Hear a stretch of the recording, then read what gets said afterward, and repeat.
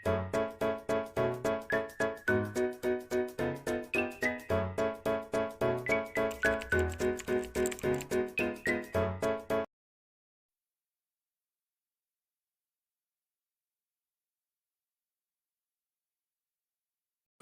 Gubernur Jawa Barat Ridwan Kamil Minggu pagi mengeluarkan pernyataan terkait penanganan COVID-19 di wilayah Jawa Barat. Selain memperbarui data pasien dan upaya pengawasan terkait COVID-19,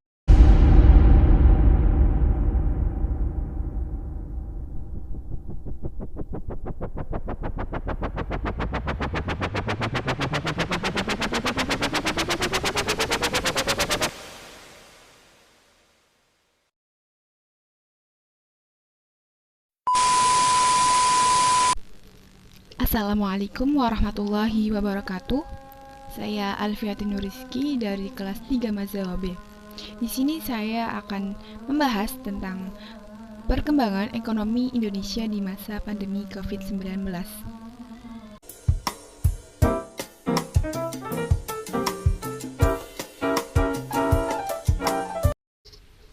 Perkembangan ekonomi di masa pandemi cenderung mengalami penurunan.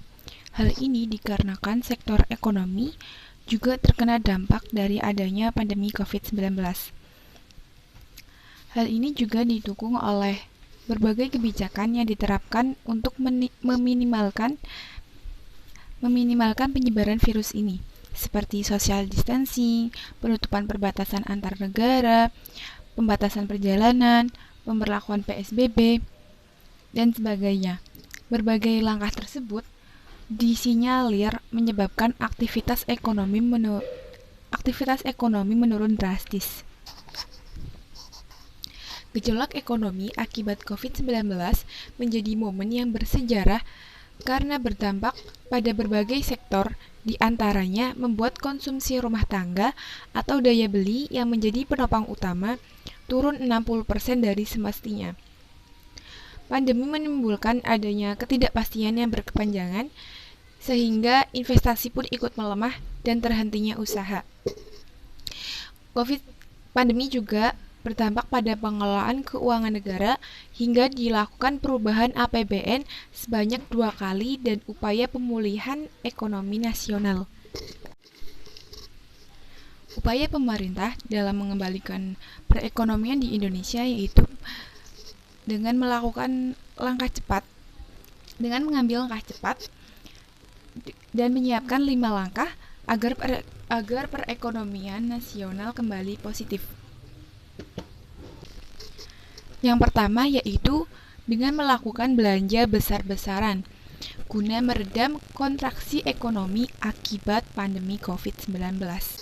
Langkah ini diambil karena pada masa krisis akibat COVID-19, belanja pemerintah diakui sebagai instrumen pengungkit pemulihan ekonomi.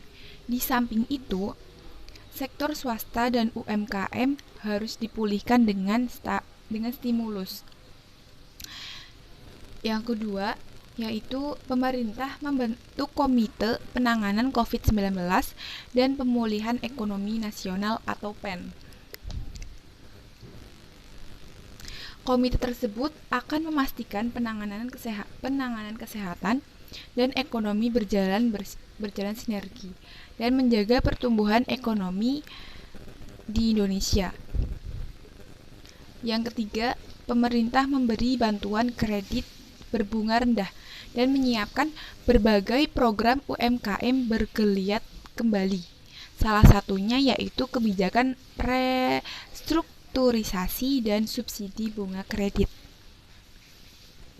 Yang keempat yaitu pemerintah menempatkan dana di perbankan guna memutar roda ekonomi. Adapun penempatannya yang telah dilakukan adalah di himpunan bank milik negara dan bank pembangunan daerah. Dan berkat langkah tersebut juga penyaluran kredit perbankan mulai membaik. Yang kelima yaitu pemerintah melakukan penjaminan kredit modal kerja untuk korporasi.